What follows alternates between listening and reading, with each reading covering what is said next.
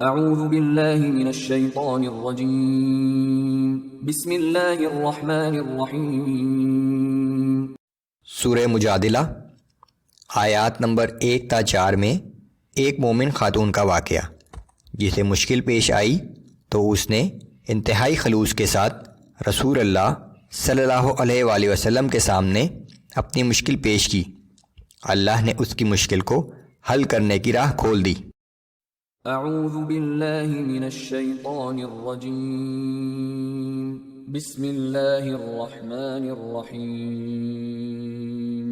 قد سمع اللہ قول التي تجادلك في زوجها وتشتكي الى اللہ واللہ يسمع تحاوركما۔ اے نبی صلی اللہ علیہ وآلہ وسلم، یقیناً اللہ نے اس عورت کی بات سن لی ہے جو اپنے شوہر کے معاملے میں آپ سے بار بار فریاد کر رہی ہے اور اللہ کے حضور شکایت کر رہی ہے۔ اللہ تم دونوں کی گفتگو سن رہا تھا۔ ان اللہ سمیع بصیر۔ بلا شبہ اللہ سب کچھ سننے والا اور سب کچھ دیکھنے والا ہے۔ الذين يظاهرون منكم من نسائهم ما هن أمهاتهم إن أمهاتهم إلا اللائي ولدنهم۔ تم میں سے جو لوگ اپنی بیویوں سے ظہار کرتے ہیں تو وہ بیویاں حقیقتاً ان کی مائیں نہیں بن جاتی، ان کی مائیں تو صرف وہی ہیں جنہوں نے انہیں جنا تھا۔ وَإِنَّهُمْ لَيَقُولُونَ مُنكَرًا مِنَ الْقَوْلِ وَزُورًا وَإِنَّ اللَّهَ لَعَفُوٌّ غَفُورٌ۔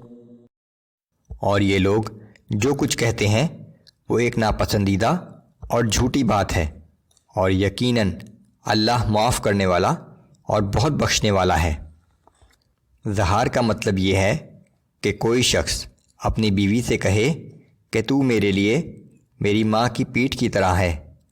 دور جاہلیت میں یہ طلاق سمجھی جاتی تھی اور وہ عورت اپنے شوہر پر ہمیشہ کے لیے حرام سمجھی جاتی تھی۔ ان آیات کے ذریعے اس رسم کا خاتمہ کر دیا گیا۔ والذین یظاہرون من نسائهم ثم يعودون لما قالوا فتحرير رقبة من قبل أن يتماسا۔ جو لوگ اپنی بیویوں سے ظہار کر بیٹھیں اور پھر اپنی کہی ہوئی بات کی تلافی کرنا چاہیں تو ایک دوسرے کو ہاتھ لگانے سے پہلے شوہر کو ایک غلام یا باندی کو آزاد کرنا ہوگا۔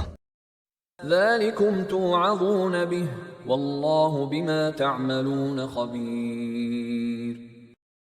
اس کفارہ کے حکم سے تمہیں نصیحت کی جاتی ہے اور تم جو کام بھی کرتے ہو اللہ اس سے پوری طرح باخبر ہے۔ فمن لم يجد فصيام شهرين متتابعين من قبل ان يتماسا۔ پھر اگر غلام یا باندی میسر نہ ہو تو وہ شخص ایک دوسرے کو ہاتھ لگانے سے پہلے 2 مہینے کے روزے رکھے۔ فمن لم يستطع فإطعام 60 مسكينا۔ اور جو شخص روزہ رکھنے کی طاقت بھی نہ رکھتا ہو وہ 60 مسکینوں کو کھانا کھلائے۔